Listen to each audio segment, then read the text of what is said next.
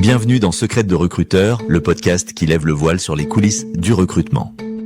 Je partage avec vous conseils pratiques, astuces concrètes et vérités de terrain pour transformer votre recherche d'emploi en succès. Préparez-vous à découvrir ce que les recruteurs ne disent pas toujours, mais que vous devez absolument savoir. Installez-vous, vos secrets de réussite commencent ici. Bonjour et bienvenue dans cette exploration. Aujourd'hui, on s'attaque à un sujet vraiment important pour les indépendants. Le compte personnel de formation. Le fameux CPF, souvent perçu comme un peu complexe, non? Oui, tout à fait. Et pourtant, c'est essentiel. Quand on est à son compte, se former, c'est vital pour rester dans la course. Et ce CPF, justement, c'est pas juste une ligne de chiffres quelque part. C'est une vraie ressource. Exactement. Et c'est ça qu'on veut creuser aujourd'hui. Beaucoup d'indépendants savent qu'ils y ont droit, en théorie. Mais entre savoir et l'utiliser vraiment bien, de façon stratégique, il y a souvent un pas. C'est ça. Notre analyse, elle se base sur un article assez fouillé qui détaille justement les mécanismes pour les non-salariés. Notre objectif, c'est quoi? C'est de décortiquer le comment. Comment ça marche, comment on ouvre les droits, comment on choisit une formation. Surtout le pourquoi. Comment on fait pour que ce CPF devienne un vrai levier pour son activité? Qu'on sorte de la simple procédure pour aller vers la stratégie, en fait. Parfait. Alors, allons-y. Concrètement, ce CPF, pour quelqu'un qui travaille à son compte, comment ça se passe? Alors, le principe de base, il est le même que pour tout le monde, salarié compris. C'est une cagnotte personnelle de droit à la formation. Elle se remplit au fur et à mesure de la vie active. La grosse différence pour un indépendant, c'est comment cette cagnotte est alimentée. Ah oui, c'est là que ça se corse un peu, j'imagine. C'est pas automatique comme quand on est salarié. Non, pas tout à fait. C'est directement lié à l'activité réelle et, surtout, à la régularité administrative. Le cœur du réacteur, si on veut, c'est la contribution à la formation professionnelle, la CFP. La CFP, cette petite ligne sur les déclarations URSSAF. Exactement celle-là. C'est une partie des cotisations sociales. Si on paye cette CFP, et si l'activité atteint un certain niveau, alors hop, le compte CPF est crédité, chaque année. Donc, première chose à retenir, être hyper carré sur ses déclarations et ses paiements à l'URSSAF, même si la CFP semble minime. C'est fondamental. Pas de CFP payé, pas de droit CPF qui tombe. L'article insiste beaucoup là-dessus. Et il faut aussi un minimum d'activité. L'article donne des exemples genre autour de 2 500 € de chiffre d'affaires annuel pour du service, 4 500 pour du commerce si on est auto-entrepreneur. D'accord. L'idée, c'est que le droit à la formation découle d'une contribution économique réelle, même modeste. Je vois. C'est logique, un système donnant-donnant en quelque sorte. Bon, une fois qu'on est bien dans les clous administrativement, on peut espérer accumuler combien? Ça représente quoi ces droits? Alors ça varie un peu selon le statut exact. Pour pas mal d'artisans, de commerçants, l'article parle de jusqu'à 500 € par an, avec un plafond global sur toute la carrière qui tourne autour de 5 000 €. Hmm. Pour certaines professions libérales, c'est parfois un peu différent, ça peut être lié aux revenus, mais souvent dans des ordres de grandeur similaires. 500 € par an, bon, c'est pas rien. Sur quelques années, ça commence à faire un petit budget formation sympa sans avoir à piocher dans sa trésor personnelle. Précisément. Et c'est là qu'on touche à une deuxième idée stratégique, la patience, la planification. Plutôt que de griller ses droits tout de suite sur des petites formations pas forcément très impactantes, Oui, ça peut être malin de les laisser s'accumuler pour viser plus gros. Une formation plus chère, une certification qui compte vraiment et qui aura un vrai retour sur investissement. Souvent oublié, les droits qu'on a acquis comme salarié, ils ne disparaissent pas. Ils restent sur le compte CPF. ah bon? Oui, donc quelqu'un qui se lance en indépendant, après des années en entreprise, il peut avoir un capital formation de départ, parfois très conséquent. D'accord. Il faut absolument aller vérifier son solde. Sur le site officiel moncompteformation.gouv.fr. C'est vraiment la plateforme pour tout gérer. Ok, donc potentiellement, on peut avoir une somme intéressante qui dort sur ce compte. Super. Mais alors, vient le moment clé. Choisir la bonne formation. Comment on s'assure que cet argent public, et notre temps aussi, soit bien investi? On peut financer n'importe quoi avec le CPF. Ah non, certainement pas. Et c'est plutôt une bonne chose d'ailleurs. Ça garantit un certain niveau de sérieux et de qualité. Seules les formations dites certifiantes sont éligibles. Elles doivent être inscrites dans un des deux grands répertoires nationaux, le RNCP ou le RS. RNCP, RS, ok, ça sonne un peu technique. c'est quoi la différence concrètement pour un indépendant qui cherche à se former? Alors, pour simplifier, imaginez le RNCP, le répertoire national des certifications professionnelles, comme un passeport pour un métier. Il valide un bloc de compétences pour exercer une profession donnée. Par exemple, développeur web ou conseiller en insertion professionnelle. D'accord, utile si on veut changer de voie ou vraiment valider son expertise principale. C'est ça. Ça donne de la crédibilité sur un métier précis. Et le RS alors? Le répertoire spécifique? Le RSC, c'est plus LAC, la boîte à outils complémentaire. Il valide des compétences plus transversales ou spécifiques à une tâche. Par exemple, maîtriser un logiciel de compta, une technique de marketing digital, une langue étrangère pour le business, la gestion de projet. Ah oui, je vois. C'est pour ajouter une corde à son arc, en quelque sorte. Exactement.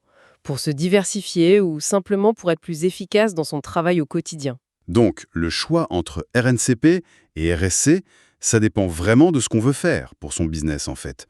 Renforcer son cœur de métier ou élargir ses compétences. Tout à fait. La vraie question à se poser, c'est quelle est la compétence, nouvelle ou validée, qui va me permettre soit d'augmenter mes tarifs, soit d'attirer de nouveaux clients, soit simplement de travailler plus vite ou mieux. Logique. L'article suggère d'ailleurs des pistes souvent utiles pour les indépendants. Tout ce qui touche à la gestion d'entreprise, compta, fiscalité pour gagner en autonomie. Les compétences numériques, bien sûr. Marketing digital, création de sites, réseaux sociaux pro, les outils en ligne.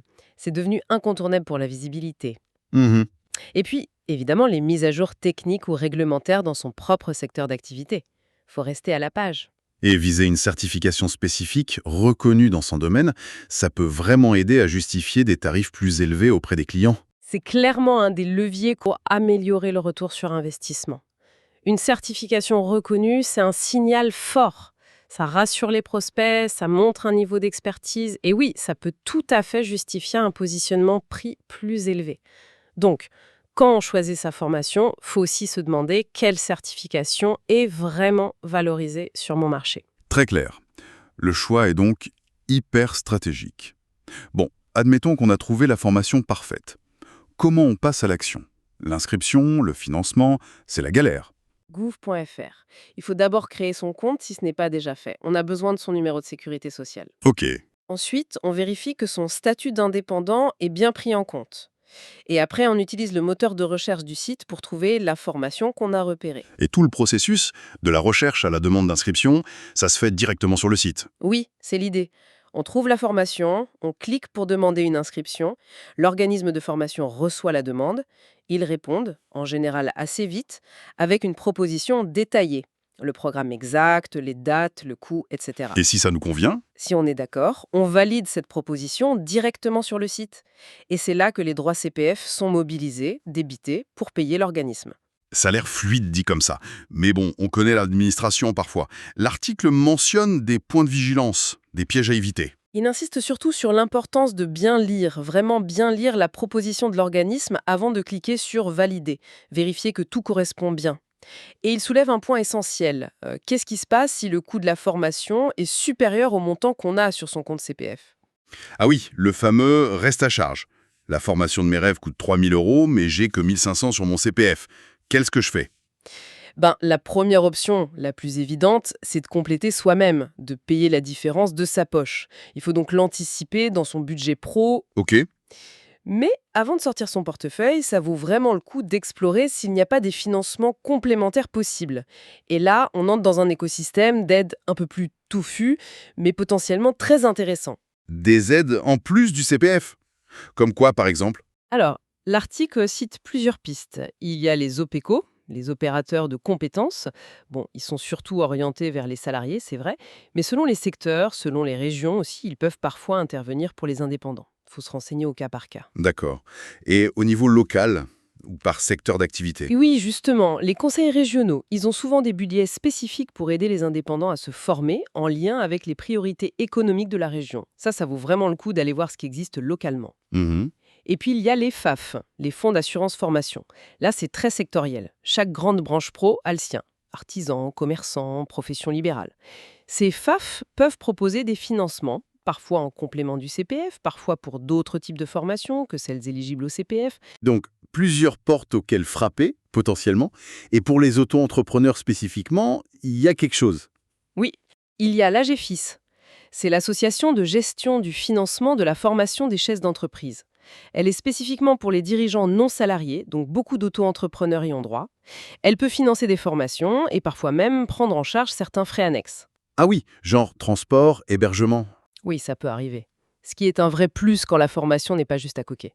Et j'imagine qu'il ne faut pas oublier la dimension fiscale de tout ça. Bien sûr, les frais de formation qu'on engage réellement, y compris le fameux reste à charge après le CPF, sont en général considérés comme des charges professionnelles.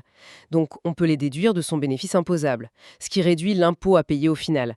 C'est une aide indirecte, mais pas négligeable du tout. Peu de recherche, c'est sûr, mais ça peut vraiment débloquer des projets de formation plus ambitieux. Absolument. Le message clé, c'est de ne pas s'arrêter au CPF seul. Il faut regarder l'ensemble des ressources qu'on peut mobiliser. Et ça nous ramène à la question fondamentale. Comment on s'assure que tout cet effort, le temps passé, la recherche de financement, l'argent investi parfois, comment on s'assure que ça rapporte vraiment quelque chose de l'activité? Comment on maximise le retour sur investissement? Ah, la question à 1 million, comme on dit. Comment on transforme concrètement une formation terminée en chiffre d'affaires, en clients, en efficacité? Alors le premier levier, on en a déjà un peu parlé, c'est le choix initial. Il faut viser des formations qui apportent une compétence qu'on peut directement monétiser, soit en proposant un nouveau service, soit en montant en gamme sur ses services actuels, ou alors une compétence qui améliore vraiment la productivité. Comme maîtriser un nouvel outil, optimiser ses processus? C'est ça, penser impact business dès le départ. Mais une fois qu'on a la compétence, c'est vrai, elle ne va pas se vendre toute seule. Non, j'imagine. Et c'est là qu'intervient le deuxième levier, qui est crucial, la valorisation. Une formation, elle ne rapporte que si les autres savent qu'on l'a faite et qu'elle apporte quelque chose. Donc ça passe d'abord par mettre à jour tous ses supports de com. Son site web, son profil LinkedIn, sa plaquette commerciale. Mettre en avant la nouvelle certification, le nouveau savoir-faire acquis. Exactement, faut pas être timide là-dessus. Et ensuite, il faut communiquer activement. En parler à ses clients actuels déjà, peut-être que cette nouvelle compétence répond pile à un besoin qu'ils avaient sans le dire. Bonne idée. Proposer de nouvelles offres basées sur cette compétence, participer à des événements pro, physiques ou en ligne, prendre la parole sur les réseaux sociaux pour montrer son expertise actualisée. Bref, démontrer la valeur ajoutée. C'est un travail de marketing de soi, en fait. La formation, c'est juste la première brique. C'est un investissement, et comme tout investissement, il doit être intégré dans une stratégie globale. La formation donne la matière première, la compétence. Mais ensuite, il faut la transformer en valeur perçue par le marché et, si possible, en chiffre d'affaires. Et ne pas oublier les formations qui améliorent l'efficacité. Le temps qu'on gagne grâce à elles, on peut le réinvestir dans la prospection, dans le développement de son réseau. C'est aussi un ROI. Donc, pour résumer un peu tout ça, le CPF pour les indépendants, c'est bien plus qu'une formalité administrative. C'est une vraie opportunité de financement stratégique. Mais à condition de bien choisir sa formation, de chercher activement des compléments si nécessaire, et surtout, de valoriser ensuite les compétences acquises pour en récolter les fruits. Tout à fait. C'est un outil qui peut vraiment être un accélérateur pour une activité indépendante, s'il est utilisé intelligemment et de manière proactive. Ça permet de rester à jour, de se différencier sur le marché et surtout d'investir dans son actif le plus précieux, ses propres compétences. Le message est passé, je crois. Indépendants, prenez vraiment le temps d'explorer vos droits CPF, considérez-les comme un capital à faire fructifier et intégrez la formation dans votre plan de développement business. Merci beaucoup pour cet éclairage très concret. Avec plaisir. Et peut-être pour ouvrir un peu la réflexion à la fin, on a beaucoup parlé de formation formelle, structurée, finançable par le CPF et autres, mais on pourrait se demander comment les indépendants pourraient intégrer, de manière tout aussi stratégique, l'apprentissage plus informel. C'est-à-dire ? Le mentorat, l'échange avec des pairs, les groupes de mastermind, les projets perso qu'on se lance pour apprendre. Comment tout ça peut venir compléter les formations financées pour construire un avantage concurrentiel encore plus solide et durable? Excellente question pour terminer. Combiner le formel et l'informel pour une croissance continue.